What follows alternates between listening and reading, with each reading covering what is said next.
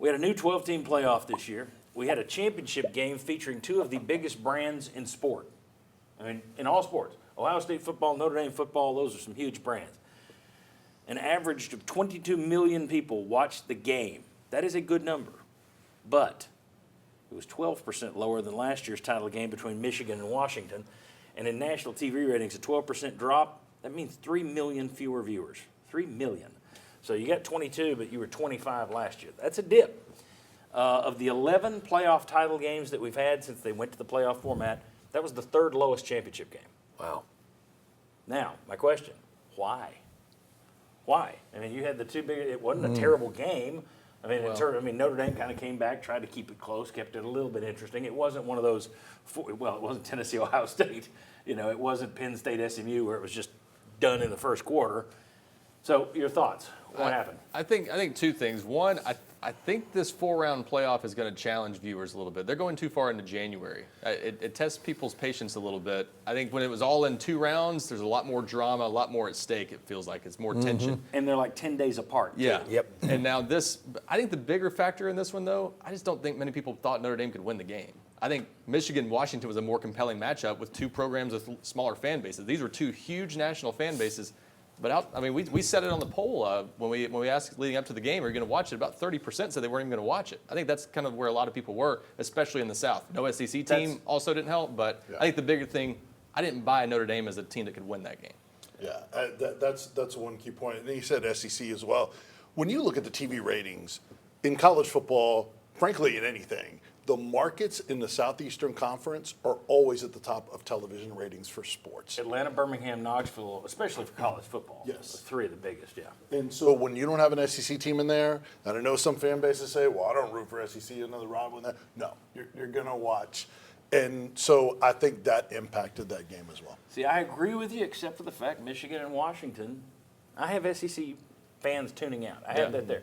Michigan and Washington, they didn't tune out, though, and that wasn't SEC either. That was a I wonder funner if SEC teams are so turned off by Notre Dame and Ohio State.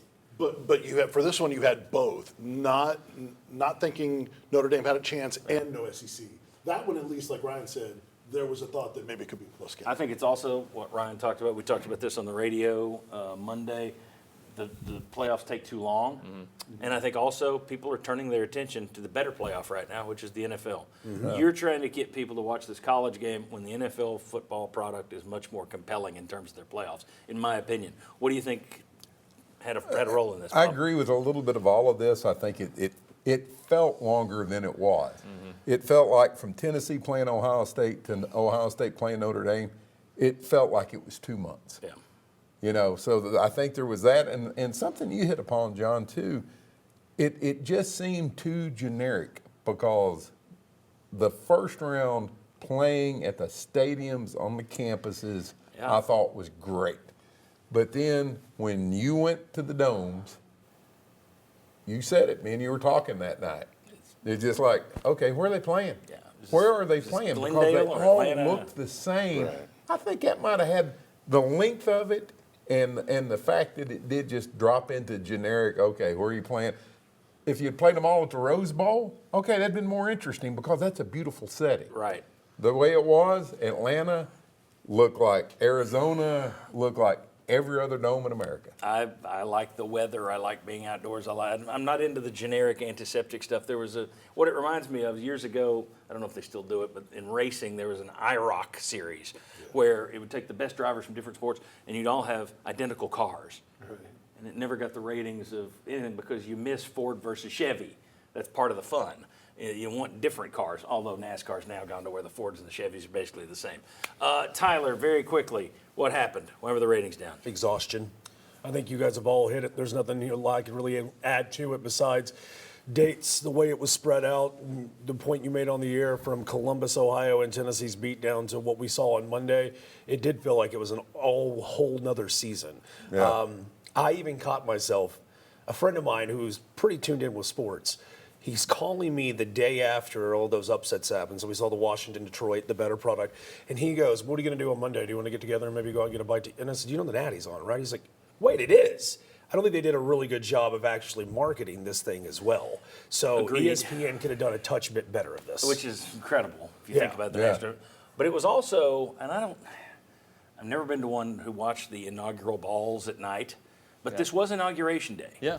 Do you think that might have eaten into it, that some people were so excited about who won that I'm watching all this all night and I'm not watching a football game? It could have been that. I wouldn't doubt that plays a role to some degree. I also think this year, and we'll see if this is a long-term thing, playoff ratings were kind of down in a lot of games, weren't they? I don't think the playoff ratings across the board were great. You had some games that were good, but it's one of those things where 11 of the 12 highest-rated college football games this year were playoff games. But compared to previous years. Yeah. So I wonder if part of this is none of these teams were really great this year. I think the watered down sort of nature of this field, I wonder if fans don't love that there's not a special team. Fans watch dynasties in all pro sports. If there's a clear number one that's undefeated and everybody's trying to knock them off, they'll watch. Ohio State had 2 losses. Yeah, that's the thing about when Alabama was having their run. Half the people were pulling for them because they were on the bandwagon, and half the people just wanted the evil And this Empire year, team. it felt like Ohio State was just the best of a bunch of sort of watered down teams And they because really of the didn't- transfer portal. And they really didn't show themselves to be the best until they whipped up on Tennessee. Right. Then it's like, oh, they're over the Michigan thing. And what Very played quickly. into that is the perception of the playoffs, because you had all those blowouts in the first round, and I think that took away from it. Like, okay, these teams don't deserve to be here anyway, so why am I going to watch this thing? Yeah. All right, very good. When we come back, we are going to say farewell to someone who has played a bigger role in this show than half the people you've ever seen on set. Someone behind the scenes that's been with it longer than anybody. And we'll tell you about him next. Come on back.